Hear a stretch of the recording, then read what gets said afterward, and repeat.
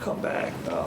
How much did you weigh the NFL draft, or were you kind of dead set on coming back as long as the waiver went through? I just was appreciative of the opportunity to come back and improve my game and perfect my craft. Of course, I wanted an opportunity to get better because I know last season wasn't what I really hoped of. So I think I'm very appreciative of the opportunity that they gave me to come back. I know you kind of missed some games last season due to injury.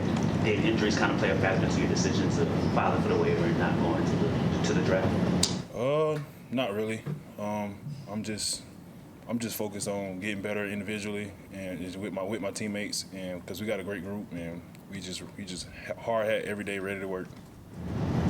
I guess, what was that process like waiting on it, though? Was it a little anxious, just in terms of wondering if it would go through, or were they pretty sure? I don't think I would say anxious. I don't spend my time waiting. You just have to, stay prayed up and just hope for the best. That's how I see it. It's kind of odd, though, being here at this age this year. I know Xavier Thomas talked about that.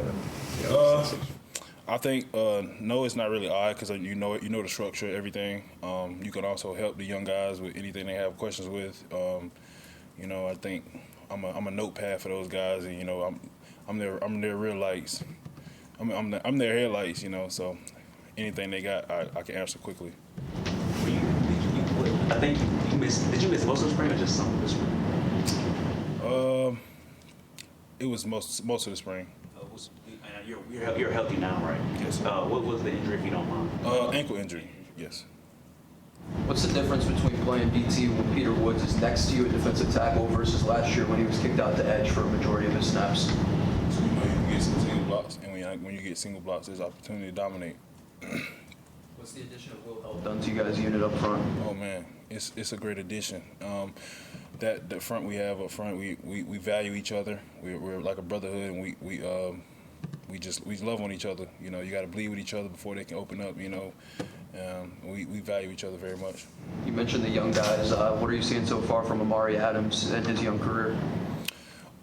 Amari's gonna be a heck of a player. He's violent. He reminds me of me. He's dominant, but he's way more athletic than me. Honestly, he's a force to be reckoned with. What are some of the areas you've taken and tried to improve specifically with your game as you get prepared for the next level in this season? Footwork, hand placement, technique, whole lot. Still got a lot of stuff I got to work on throughout this camp. I guess, what was it like coming off the last season? You talk about being a little disappointing. Was it just not being able to stay healthy, or just not producing consistently the level you wanted, or what was it? I honestly think it was just not being able to stay healthy, because the game is the game. It's been the game. It's football. Things happen. But I think it's just frustrating. You can't stay healthy. What's been the biggest difference with Tom Allin coming in this offseason versus some of the coordinators you played under in the past with Brent and then Wes? He got a structured plan, and he know how he wants it to go, and we got to follow it. With injuries, it's outside of your control, but is there anything you do now more? I know, like, you guys talk about prehab and living in the castle and stuff. Yeah, I attack prehab every day treatment in the training room. Those guys have become my best friends. Early morning, just right when I leave here, going in there right after I leave here. So yeah. Talk about how good the defensive line could be. I think you guys kind of receiving some preseason comparisons like the Power Rangers, the old Clemson defensive lineman back in the day, I guess. How do you kind of receive those comparisons? And I guess, do you appreciate them? Do you ignore them? I guess, how do you kind of... Yeah, we appreciate those guys, but we are starting our own legacy. We got a lot of work to do, and we just ready to go show people. Because we can't talk our way into nothing. We got to go do it. You've had your stops and starts since you've been here, and now you look at this like, this is my money here, right? Like, this is your time to go out and prove to the next level that you can play.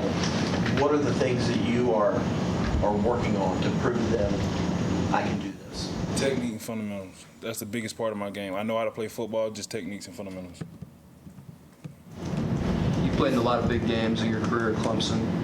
Where do you think this LSU matchup kind of stacks up, and what are your thoughts on the anticipation for the moment of that big game in Death Valley on August 30th? We value every opponent here at Clemson. We don't look down on just because it's LSU or anybody else that we play. You know, if we play in the Citadel, we're gonna value them too. So it's whoever our next opponent is, that who basically we're gonna attack it the same way as we would LSU or anybody else.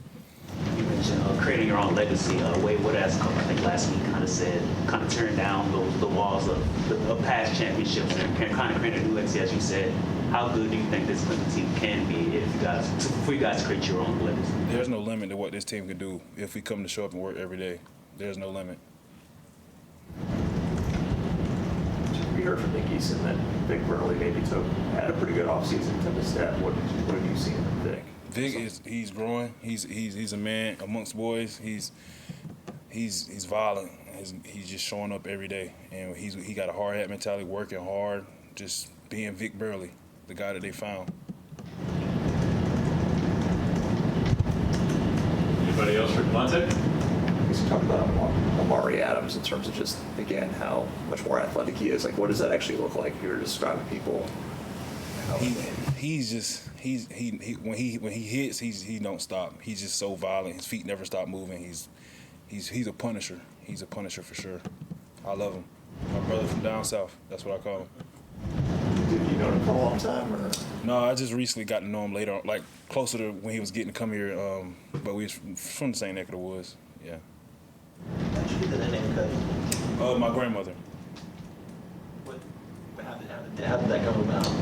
Honestly, I couldn't tell you. I mean, that's a question for my mom. But I just know, as a young age, my grandmother, she just always called me Cuddy. So, and it stick, and now everybody call me Cuddy. Yeah. Anyone else? All right. Thanks, Cody. Appreciate it.